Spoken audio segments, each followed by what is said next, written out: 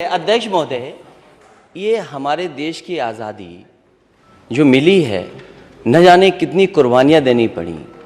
जो इस मुल्क में अंग्रेज आए, उन्होंने न जाने कितनों को फांसी पे चढ़ा दिया। जी, मैं अध्यक्ष महोदय आपके माध्यम से ये जानना चाहता हूँ, क्योंकि नेता सदन ने किसकी स्पीच का जो हिंदी में यहाँ समाजवाद को समझाने की कोशिश की थी, क्योंकि नेता सदन नहीं है। अध्यक्ष महोदय, मैं आपसे माननीय मंत्री जी से मैं जानना चाहता हूं कि जो नेता सदन ने समाजवाद का पहाड़ा पढ़ाया इस सदन में, वो किसकी स्पीच थी?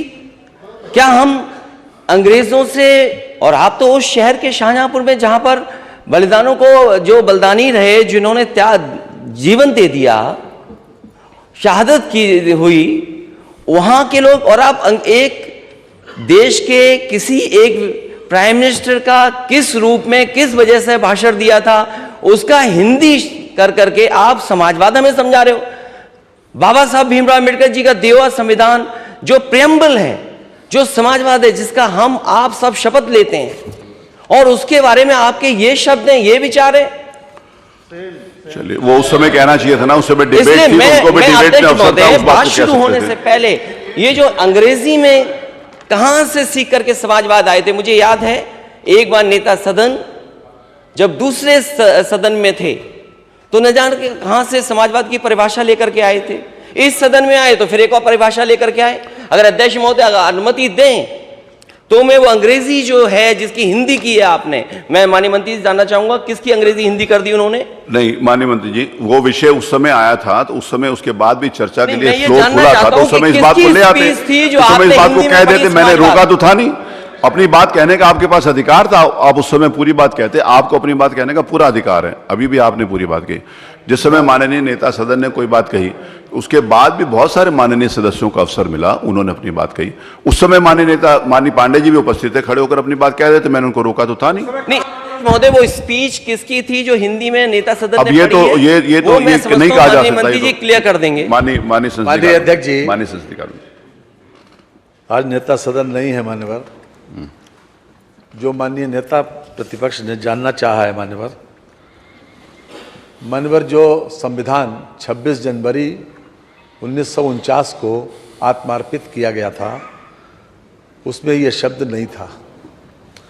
ये 3 जनवरी 1977 को, नहीं पूरी बात आ जाने दीजिए, 3 जनवरी 1977 को एक संविधान संशोधन जोड़ा गया संविधान में, उसमें यह शब्द बाद में आया।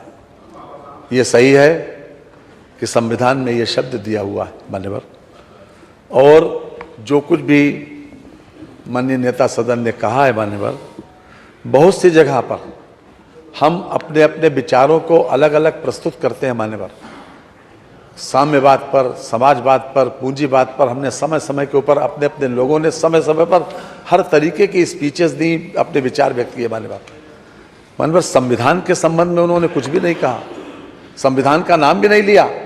कोई भी व्यक्ति किस परिप्रेक्ष्य में कौन सी बात कहता है, उनका विचार किस विषय पर क्या क्या विचार आया है, ये अलग बात है।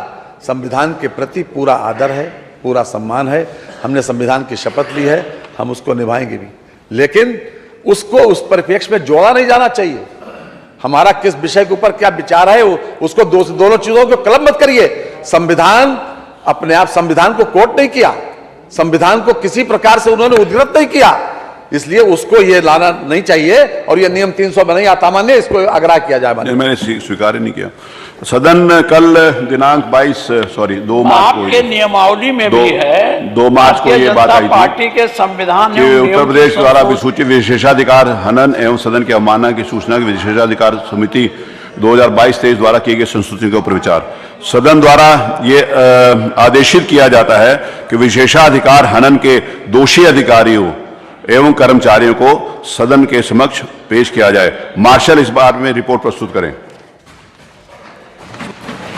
अध्यक्ष महोदय, विशेषाधिकार ये ले लें। स्पीकर, पूर्व में स्पीकर साहब रहे, वो अपनी बात रख रहे थे, किसी ने सुना ही नहीं। देखिए, इसको विशेषाधिकार का ले लें।